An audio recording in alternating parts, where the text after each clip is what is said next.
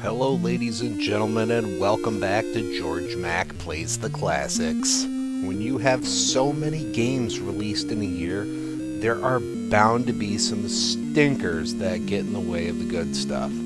We're going to look at the 10 worst games of 1989 so you don't accidentally buy them secondhand. The 10th worst game of 1989 is California Games on the NES.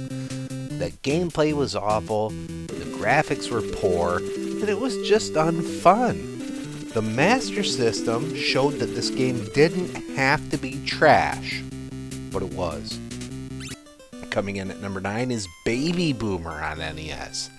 Color Dreams didn't want to go through the official Nintendo channels to release games, probably because these are trash. This baby wants to kill himself, and you have to do your best to find all the things on screen that want to help him out. It plays horribly. Number 8 is Sesame Street ABC on NES. Remember, I'm an adult man, and this isn't an edutainment game for toddlers. They might find some fun from it, but I didn't. The 7th worst game of 1989 is John Elway's Quarterback on NES. The gameplay is slow, the passing is stupid, and the AI is awful at everything. Putting a British company in charge of American football seems like a terrible idea. Remember, this came out at the same time as Tecmo Bowl. The 6th worst game is NFL Football on NES, and hey, it's even worse than John Elway. Atlas and Rare fought among themselves to make the worst football game you have ever played, and Atlas won out. The speed of the game is molasses. Many of the rules are forgotten.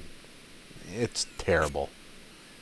Number 5 is Alf on Sega Master System.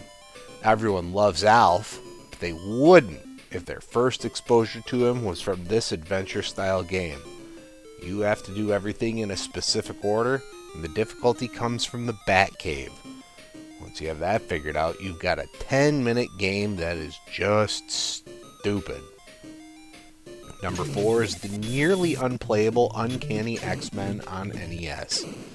When you take control of the X-Men, you should feel powerful. Here, you are weak and die in mere moments as enemies and obstacles attack ferociously. That, along with the hidden message you have to tease out in order to make it to the final level, will leave you confused and throwing this out forever.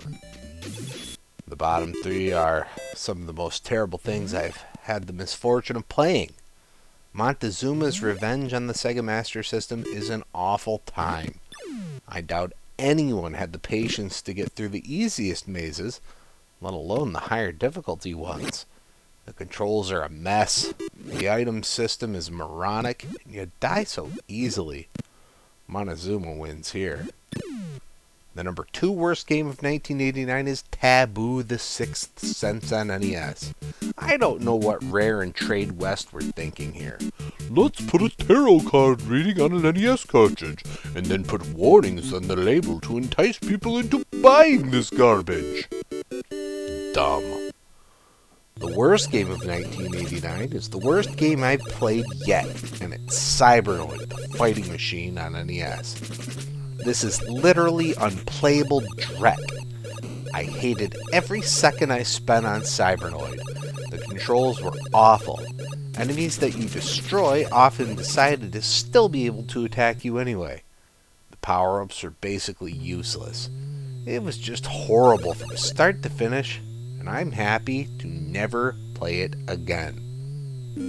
It's inevitable that there will be more terrible games as time goes on, but hopefully they'll have some more merit than these. Unfortunately, I'm going to be the one to find out, because it is my destiny.